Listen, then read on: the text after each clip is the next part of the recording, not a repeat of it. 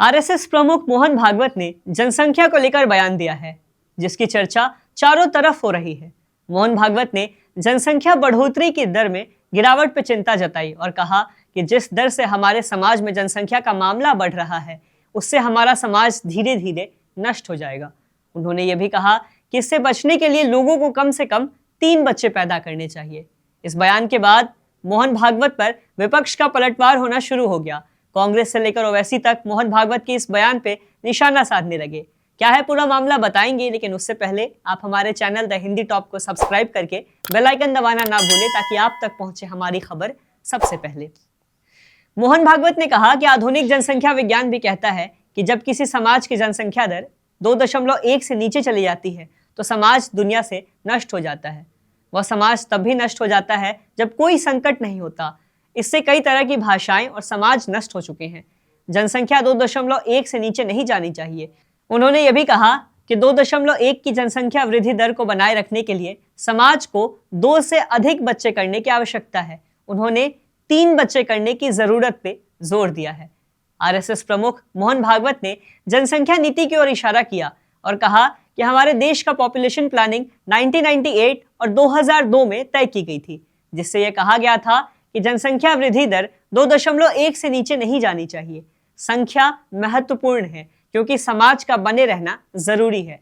हालांकि जिसके बाद सोशल मीडिया पर यह बहस भी तेज हो गई कि आरएसएस ने हमेशा अल्पसंख्यकों को 2 से ज्यादा बच्चा पैदा करने के लिए तंज कसा है, वही आरएसएस 2 से ज्यादा बच्चा करने की बात कह रहा है। मोहन भागवत के इस बयान पे सियासत गर्मा गई, जिसके बाद विपक्षी दलों के लोगों ने तरह तरह की बातें की, तरह तरह की प्रतिक्रियाएं सामने आने लगी।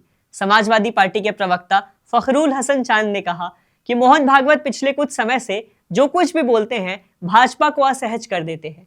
पिछले दिनों जब मोहन भागवत ने कहा कि हर मस्जिद में मंदिर ढूंढना सही नहीं है, तो भाजपा वाले असहज हो गए। बीजेपी वाले जो केवल मंदिर मस्जिद की राजनीति करते हैं, उनके पास कोई जवाब नहीं था। बीजेपी पूरे देश को जनसंख्या को लेकर केवल राजनीति करने का काम कर रही है।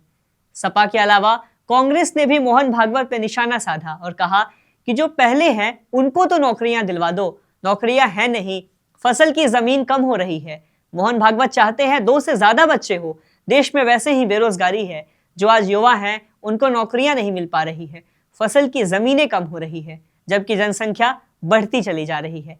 चीन ने जहां आबादी कम की है, वो आज महाशक्तिशाली देश बना है। मोहन भागवत चीन से नहीं सीख पा रहे हैं, वो जनसंख्या के मामले में देश को शक्तिशाली बनाना चाहते हैं।